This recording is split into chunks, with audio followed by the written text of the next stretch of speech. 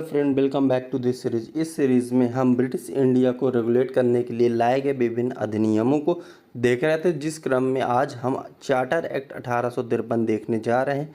इससे पहले के सारे अधिनियम और एक्ट कंप्लीट हो चुके हैं। अगर अभी तक आपने उन वीडियोस को नहीं देखा है तो लिंक नीचे डिस्क्रिप्शन बॉक्स में दी गई है, आप जाएँ और उन वीडियोज़ को देखें। अगर आप संबंधित विषय की PDF चाहते हो तो आप हमारे टेलीग्राम ग्रुप के साथ जुड़ सकते हैं, जिसकी लिंक भी नीचे डिस्क्रिप्शन बॉक्स में दी गई है। दोस्तों, मैं GS Chauhan RGS study point में आपका स्वागत करता हूं। आज का टॉपिक हमारा क्या है? Charter act 1853। दोस्तों, 1833 की अपेक्षा 1853 में क्या परिवर्तन हुए, हम आज उन्हें देखेंगे और समझेंगे। दोस्तों, ये जो एक्ट लाया गया था, 1853 का एक्ट लाया गया था, वो लाया गया था ईस्ट इंडिया कंपनी के प्रशासन को पुनर्गठित करने के लिए। पुनर्गठित करने का मतलब क्या है कि कुछ खामियां रह गई रही होंगी पुराने एक्ट में, जिसे दूर करने के लिए ये एक्ट लाया गया था। अब खामियां की क्या थी? तो सबसे पहली खामी क्या थी कि जो लोकल गवर्नमेंट से पावर छीन ली गई थी लॉज मेकिंग की, ठीक है, कि जो लोकल गवर्नमेंट के पास पावर थी कि वो अपने स्थानीय परिस्थितियों के अनुसार नियमों का निर्माण कर सकता था, वो छीन के किसको दे दी गई? Governor general. कौन से गवर्नर जनरल? भारत के गवर्नर जनरल को ये पावर दे दी गई, जिसके कारण से क्या हुआ कि इनमें आक्रोश पैदा हुआ, रोष उत्पन्न हो गया। दूसरा कारण क्या था? दूसरा सबसे प्रमुख कारण क्या था कि जो बंगाल का गवर्नर जनरल था वही भारत का गवर्नर जनरल था, और बॉम्बे और मद्रास के लिए अलग से गवर्नर थे। अर्थात कहा जाए तो बंगाल का गवर्नर, जैसे कि हम कह सकते हैं भारत का उपराष्ट्रपति ही राज्यसभा का सभापति है, भारत का उपराष्ट्रपति ही राज्यसभा का सभापति है। इसी प्रकार बंगाल का गवर्नर जनरल भारत का गवर्नर जनरल है। तो दोनों में अंतर क्या है? कोई अंतर नहीं है, ठीक है। तो ये बात हुई कि अब हम इनको अलग करेंगे, अब अलग से बंगाल के गवर्नर जनरल को लाया जाएगा। इसके अलावा क्या है कि जो क्राउन है, ब्रिटिश संसद है, वो धीरे धीरे कंपनीज के पावर को कम कर रही थी, छीन रही थी। उस छीनने के क्रम में सबसे पहले उसने मोनोपोली समाप्त की, ट्रेड मोनोपोली समाप्त की, ठीक है। इसके अलावा क्या कि चार्टर को धीरे धीरे 20-20 साल करके बढ़ा रही थी, ठीक है, कि जिससे क्या हो सके कि उसके पावर को धीरे धीरे कम करके हम अपनी पावर को इंक्रीज करें। मतलब ब्रिटिश संसद धीरे धीरे ब्रिटिश भारत को अपने कंट्रोल में ला रही थी, ठीक है ना। जिस क्रम में उसने क्या कर दिया कि अभी तक जो चार्टर था वो 20-20 ईयर्स करके एक्सटेंड कर रही थी ब्रिटिश क्राउन। अब क्या कर दिया कि उसने जो कंपनी का चार्टर था, कंपनी के चार्टर को अनिश्चित काल के लिए, क्या है, अनिश्चित काल के लिए नवीनीकरण प्रदान कर दिया गया। अब वो अनिश्चित काल के लिए क्या हो जाएगा? अनिश्चित काल के लिए नवीनीकरण करने का मतलब ये हो गया कि कंपनी अब 20-20 साल के लिए व्यापार एक्सटेंड नहीं कर सकती है। अब जो है जब चाहे तब तक के लिए कर सकती, लेकिन यह ब्रिटिश क्राउन की इच्छा शक्ति पर निर्भर करेगा। अर्थात ब्रिटिश क्राउन जब चाहेगी उससे ये चार्टर का अधिकार छीन सकती है। क्या कर सकती है? ये चार्टर का अधिकार छीन भी सकती है। वही लिखा हुआ है दोस्तों कि कंपनी के चार्टर को अनिश्चितकालीन नवीनीकरण प्रदान किया गया। अर्थात क्या है कि भारत में कंपनी के शासन को अनिश्चित काल तक बढ़ाने के साथ साथ इस बात का संकेत दिया गया कि ब्रिटिश क्राउन जब चाहे तब भारत से कंपनी के शासन को समाप्त कर सकती है, भारत से कंपनी के शासन को समाप्त कर सकती है। ये याद रखिएगा कि 1853 के चार्टर एक्ट के तहत कंपनी के चार्टर को अनिश्चित काल तक के लिए बढ़ाया गया, लेकिन इसके साथ साथ यह भी दिखला दिया गया, इस बात का भी इंडिकेशन मिल गया, संकेत मिल गया कि जो ब्रिटिश क्राउन है या ब्रिटिश संसद जब चाहे तब कंपनी के अधिकार क्षेत्र को भारत से समाप्त कर सकती है। उसके अलावा अगर आपने 1833 के एक्ट में देखा होगा तो उसमें क्या था कि जो गवर्नर जनरल उसकी परिषद थी, उसमें एक सदस्य ऐड किया गया था, ठीक है। पहले 3 सदस्य थे, उनमें एक सदस्य को क्या किया गया? ऐड किया गया। वो सदस्य कौन था? विधिक सदस्य था। वो विधिक सदस्य कौन था? मैकाले था, ठीक है। लेकिन क्या वो विधिक सदस्य परमानेंट मेंबर था? तो नहीं, वो परमानेंट मेंबर नहीं था, वो स्थायी सदस्य नहीं था, और उसे स्थायी सदस्य नहीं है तो उसे वोटिंग का अधिकार भी नहीं है, ठीक है। तो अब क्या किया गया कि अब जो है जो चौथा सदस्य है, ये जो 4th मेंबर है, ठीक है, उस वो जो विधिक सदस्य है उसे स्थायी सदस्य के रूप में कन्वर्ट कर दिया गया। ठीक है, फोर्थ मेंबर को एक परमानेंट मेंबर के रूप में इस्टेब्लिश कर दिया गया। ठीक है, और साथ ही साथ क्या कर दिया गया, उसे वोटिंग का भी अधिकार दे दिया गया। इससे पहले 33 के एक्ट में क्या था कि ऐड तो किया गया था फोर्थ मेंबर। ठीक है, पहले क्या हुआ था, ऐड किया गया था फोर्थ मेंबर को, उस फोर्थ मेंबर को परमानेंट मेंबर नहीं काउंट किया गया था। ठीक है, ना ही उसे वोटिंग का अधिकार दिया गया था। लेकिन अब क्या हो गया, 53 के एक्ट में उसे स्थायी सदस्य के रूप में कन्वर्ट किया गया, परमानेंट मेंबर के रूप में इस्टेब्लिश किया गया। इसके साथ साथ उसे क्या कर दिया गया, वोटिंग का अधिकार भी प्रदान किया गया। और बात करते हैं इसमें क्या चेंजेस किया गया। तो अगर आप 33 के एक्ट में देखते हैं तो ट्रेड मोनोपोली पूरी तरह से क्या हो गई थी, समाप्त हो गई थी। ट्रेड मोनोपोली क्या हो गई थी, समाप्त हो गई थी। जब ट्रेड मोनोपोली समाप्त हो गई तो कोर्ट ऑफ डायरेक्टर्स का क्या काम था, कोई काम नहीं था। क्यों, क्योंकि कोर्ट ऑफ डायरेक्टर्स जो था, अगर पिट्स इंडिया एक्ट आपको याद होगा तो पिट्स इंडिया एक्ट के तहत क्या बात कही गई थी, तो उसमें जो था व्यापारिक क्षेत्र पिट्स इंडिया एक्ट में किसे दे दिया गया था कि आपसे आप कॉमर्शियल एक्टिविटीज़ को देखेंगे, वो कोर्ट ऑफ डायरेक्टर्स को दिया गया था। और वहीं पॉलिटिकल अफेयर्स को देखने के लिए एक नई बॉडी जनरेट की गई थी जिसे हम लोग बोर्ड ऑफ कंट्रोल के नाम से जानते हैं। ठीक है, तो हो क्या रहा था कि जब ट्रेड मोनोपोली समाप्त हो गई तो कोर्ट ऑफ डायरेक्टर का क्या काम, कोई काम नहीं। तो हम लोग देखते हैं कि 1833 के एक्ट में क्या कर दिया गया, कोर्ट ऑफ डायरेक्टर्स को और बोर्ड ऑफ कंट्रोल को, इनको क्या कर दिया, आपस में मिला के एक बॉडी के जनरेट कर दिया गया। ठीक है, क्योंकि कोई भी इनका मतलब, लेकिन इस एक्ट में क्या किया गया, जो कोर्ट ऑफ डायरेक्टर्स जिनकी संख्या क्या थी 24 थी, उसकी संख्या को कम किया गया। कोर्ट ऑफ डायरेक्टर्स की संख्या को कम करके कितना कर दिया गया, 18 कर दिया गया।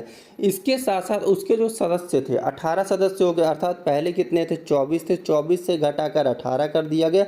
इन 18 में भी 6 सदस्य कौन होंगे, इन 18 में भी 6 सदस्य की नियुक्ति कौन करेगा, ब्रिटिश क्राउन के द्वारा की जाएगी। अगर आप इसका इंडिकेशन समझ रहे हैं तो यही समझ रहे होंगे ना कि धीरे धीरे ब्रिटिश क्राउन अपना प्रभाव क्या कर रही, बढ़ा रही है, क्या कर रही है, अपना प्रभाव बढ़ा रही है।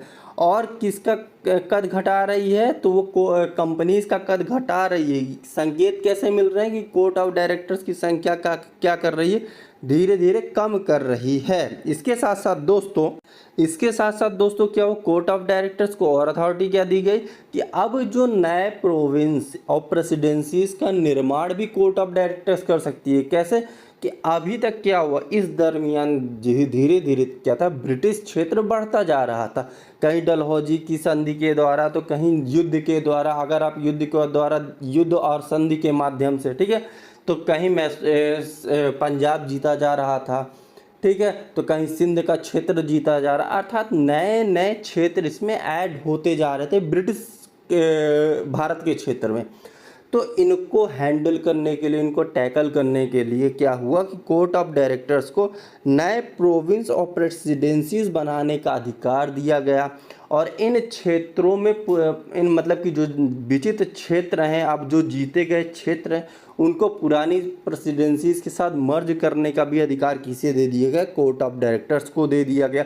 इसके अलावा इसमें क्या चेंजेस लाए गए वो हमने बता दिया था कि बंगाल के लिए अलग से क्या था, गवर्नर की नियुक्ति की गई। क्या की गई, बंगाल के लिए अलग से गवर्नर की नियुक्ति की गई।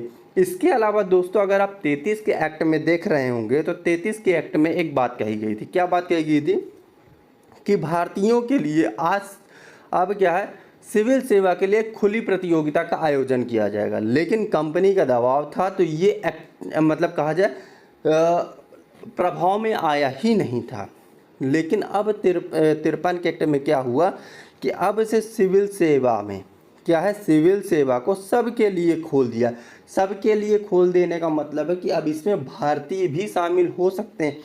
तो बात ये उठती है कि क्या भारतीय इसमें प्रासंविदा जॉब जो थी, ठीक है, प्रासंविदा सिविल सेवा के लिए भी एलिजिबल थे, ठीक है ना, या नहीं थे। प्रासंविदा का मतलब होता है कि हायर पोस्ट के लिए, ठीक है ना।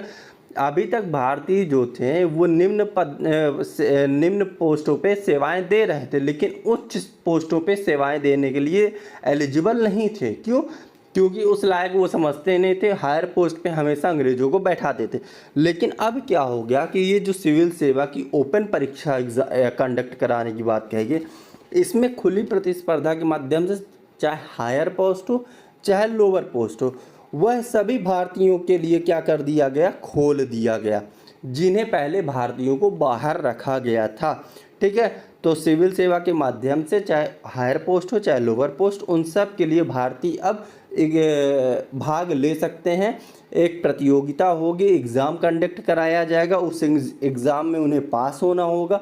अगर वह एग्ज़ाम में पास हो जाते हैं तो उन्हें भी वह पोस्ट दी जाएगी जिस पोस्ट में पहले भारतीय नहीं बैठ पाते थे, सिर्फ अंग्रेज बैठते थे।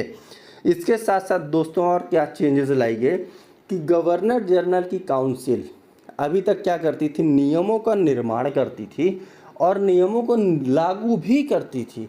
नियमों को निर्माण करने के साथ साथ नियमों को लागू करने का अधिकार भी किसके पास था, वो था गवर्नर जनरल और उसकी परिषद के पास था। तो अब क्या कर दिया गया कि गवर्नर जनरल और उसकी परिषद से लेजिस्लेटिव एंड एग्जीक्यूटिव फंक्शन, ठीक है ना, विधिक एवं प्रशासनिक कार्यों को सेपरेट कर दिया गया, अलग कर दिया गया कि अब से क्या होगा कि गवर्नर जनरल और उसकी परिषद लेजिस्लेटिव एंड एग्जीक्यूटिव फंक्शन को एक साथ कंडक्ट नहीं कर सकती है, दोनों को सेपरेट करके अलग अलग कर दिया गया। और गवर्नर जनरल और उसकी काउंसिल सिर्फ और सिर्फ एग्जीक्यूटिव फंक्शन देखेगी। क्या देखेगी, सिर्फ और सिर्फ एग्जीक्यूटिव फंक्शन कौन देखेगी, गवर्नर जनरल और उसकी परिषद। और लेजिस्लेटिव फंक्शन के लिए एक बोर्ड का गठन किया गया जिसमें 6 सदस्यों, ठीक है, 6 सदस्य होते थे। लेजिस्लेटिव फंक्शन के लिए 6 सदस्यीय बोर्ड का गठन किया गया, ठीक है, जिसमें 2 कौन थे, सुप्रीम कोर्ट के जज हुआ करते थे। 2 कौन थे, तो 2 लोग कौन थे, सुप्रीम कोर्ट के जज थे और बाकी 4 जो थे तो लोकल गवर्नमेंट के गवर्नर थे। लोकल गवर्नमेंट का मतलब क्या था कि बंगाल के गवर्नर हुआ करते थे, मद्रास के गवर्नर हुआ करते थे, बंगाल, मद्रास, बम्बई, और इसके अलावा एक लेफ्टिनेंट गवर्नर थे आगरा की। ये 4 सदस्य, इन 4 सदस्यों को मिलाकर एक बोर्ड का निर्माण किया गया और वही बोर्ड क्या थी, लेजिस्लेटिव फंक्शन को देखा करती थी। ठीक है, तो वही मतलब है कि पहली बार क्या हुआ था कि गवर्नर जनरल और उसकी परिषद से लेजिस्लेटिव एंड एग्जीक्यूटिव फंक्शन को सेपरेट किया गया। गवर्नर जनरल उसकी परिषद एग्जीक्यूट करेगी। एग्जीक्यूट करने का मतलब जो भी लेजिस्लेटिव कानून या लॉज को निर्माण करेगी उनको एग्जीक्यूट करने का काम किसका होगा, गवर्नर जनरल उसकी परिषद को, इसीलिए इसे एग्जीक्यूटिव बॉडी कहा गया। लेजिस्लेटिव बॉडी के लिए 6 सदस्यीय बोर्ड का गठन किया गया जिसमें से 2 सदस्य कौन थे, सुप्रीम कोर्ट के जज थे और बचे हुए 4 सदस्य में कौन थे, लोकल गवर्नमेंट के गवर्नर थे, जैसे कि मद्रास, बम्बई, बंगाल और आगरा के लेफ्टिनेंट गवर्नर इसमें कौन थे, शामिल थे। अगर बात करेंगे तो आप देख रहे होंगे तो यहाँ पे 2 बॉडी बन गई, एक कौन था, लेजिस्लेटिव, एक है एग्जीक्यूटिव। लेजिस्लेटिव एंड एग्जीक्यूटिव अर्थात अगर आप इंडिकेशन देख रहे होंगे, किसका इंडिकेशन देख रहे हो, पहली बार एक संसद जैसी संरचना का निर्माण दिख रहा है। संसद जैसी, क्योंकि अगर आप संसद में देखते होंगे तो 2 ही काम तो होता है, एक विधि का निर्माण करता है तो दूसरी बॉडी विधि को लागू करती है। अगर आप यहाँ पे भी देख रहे होंगे तो यहाँ पे भी यही हो रहा कि लेजिस्लेटिव एंड एग्जीक्यूटिव को सेपरेट किया, अर्थात एक बॉडी लॉ मेकिंग होगी तो एक बॉडी क्या होगी, लॉ को एग्जीक्यूट कर रही होगी। अर्थात कहा जाए तो पहली बार क्या हो रहा कि संसद जैसी संरचना का प्रारंभ हो रहा है। पहली बार संसद जैसी संरचना का क्या हो रहा, प्रारंभ हो रहा। अगर हम दूसरे शब्दों में कहें तो पहली बार क्या हो रहा है, एक विधान परिषद का क्या हो रहा है, निर्माण हो रहा है, जिसका इंडिकेशन, जिसका संकेत गवर्नर जनरल उसकी परिषद से विधायी और प्रशासनिक कार्यों को सेपरेट करके दिखाई दे रहा है कि गवर्नर जनरल उसकी काउंसिल से सेपरेट कर दिया गया है लेजिस्लेटिव एंड एग्जीक्यूटिव फंक्शन को। और इसके अलावा दोस्तों क्या होता है कि जो विधान परिषद का गठन किया गया उसमें स्थानीय प्रतिनिधित्व भी दिया गया। अब स्थानीय प्रतिनिधित्व का मतलब ये नहीं है कि इसमें भारतीयों को शामिल किया गया। स्थानीय प्रतिनिधित्व का मतलब ये है कि जो लेजिस्लेटिव बॉडी में लोकल गवर्नर थे, लोकल गवर्नर मतलब कि जो मद्रास, बॉम्बे, बंगाल और आगरा के गवर्नर और लेफ्टिनेंट गवर्नर थे, इनको जो शामिल किया गया, बंगाल के गवर्नर को, मद्रास के गवर्नर के, बॉम्बे के गवर्नर को और आगरा के लेफ्टिनेंट गवर्नर को, इनको जो शामिल किया गया ना, इसको ही क्या कहा गया था, इसको ही कहा गया था कि पहली बार भारतीय विधान परिषद में स्थानीय प्रतिनिधित्व की शुरुआत की गई है। ठीक है, स्थानीय प्रतिनिधित्व की शुरुआत की गई है। उम्मीद करता हूं दोस्तों जितने भी इम्पॉर्टेंट की पॉइंट्स हैं चार्टर एक्ट 1853 के, जो कि एग्ज़ाम में पूछे जाते हैं या कि पूछने की उम्मीद है, उन सभी को हमने कवर किया है। उम्मीद करता हूं कि आपको वीडियो अच्छी लगी होगी और जानता हूं कि आप वीडियो को लाइक भी करेंगे, कमेंट भी करेंगे, सब्सक्राइब भी करेंगे और शेयर भी करेंगे। धन्यवाद दोस्तों, बहुत बहुत धन्यवाद।